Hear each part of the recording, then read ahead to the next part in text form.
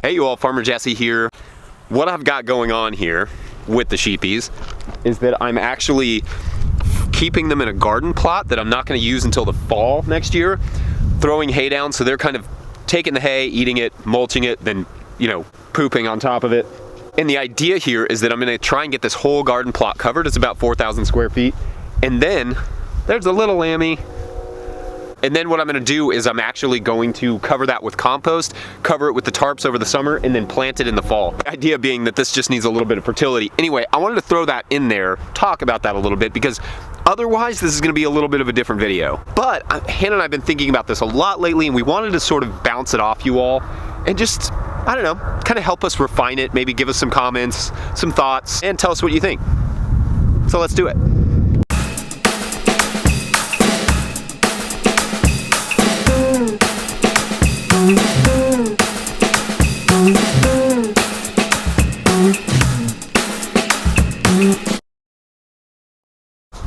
I really do feel like they do a good job of spreading it out. Anyway, okay, so here it is. Basically, a few years ago, I was at the farmer's market, and one of our customers came up and she was like, you all just grow the best tomatoes. I don't know what it was, but I just had this feeling of feeling like a fraud. And I think it just stems from the fact that I've never really felt like we grow anything. What I mean by that is that the role of the farmer is not to craft plants, right? Like, the role of the farmer is to facilitate the growth of something. In translation, that really just looks like what we do is we take care of a bunch of microorganisms underneath the soil that, in effect, grow plants. And they grow, the better job we do of that, then the better those plants are. More nutritious, better mineral content, more nutritionally dense, and that's what we're going for, right? As farmers, that's what we're trying to do. And I think that as consumers as well, like Hannah and I buy meat and such, buy fruits and those sorts of things. But I think as consumers, how Hannah and I are trying to evolve our eating habits, and indeed this is a New Year's resolution for us, we're trying to eat food exclusively from farmers who manage their soil and their animals and their gardens in a way that is regenerative. So you've probably heard this term, it comes up a lot, regenerative agriculture, and it's a great term. Essentially, it just means producing food and simultaneously improving the quality of where that food is produced. That's kind of the regeneration part, right? Like it's this sort of relationship that the farmer has with the microorganisms, with the soil, with the animals. And like I said, the better that relationship, the more nutrient dense and healthier and generally just tastier the food is. So our New Year's resolution is to eat almost exclusively from farmers who do that, and I just think that's a really good model. So that's like kind of phase one of what we're calling our regenerative diet. And there's also a phase 2 and 3. Phase 2 is a little bit more it kind of plays into that a little bit more. The idea is to deliberately develop a relationship with a microorganism or microorganisms that feed you. So what do I mean by that? One of the ways that Hannah and I are doing that, I can just use this example, is that we're baking a lot of sourdough bread right now. And so in order to bake sourdough bread, you have to keep a sourdough starter going. So there's this relationship that it depends on you. You have to be there for it. And it's the same way with gardening. It's the same way with livestock management. You have to be there for the animals. They need water, they need food, they need hay, which I just gave them. That's what they're doing.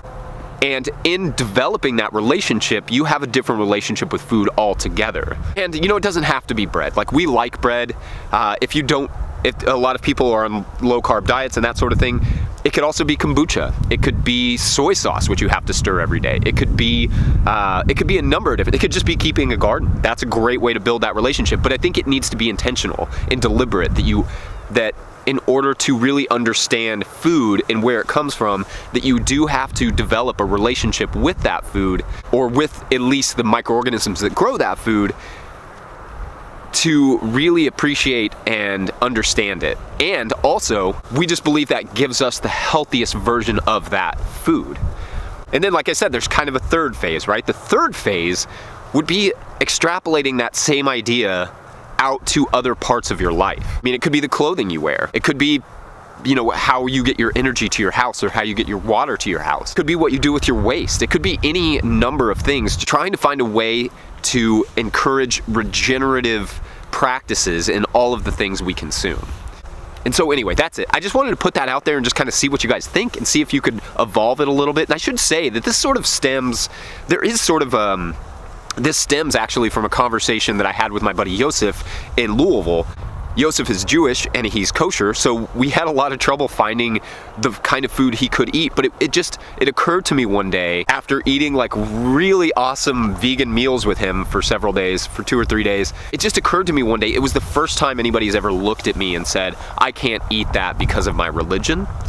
And I have to say, I was just floored by it. And I'm still floored by it.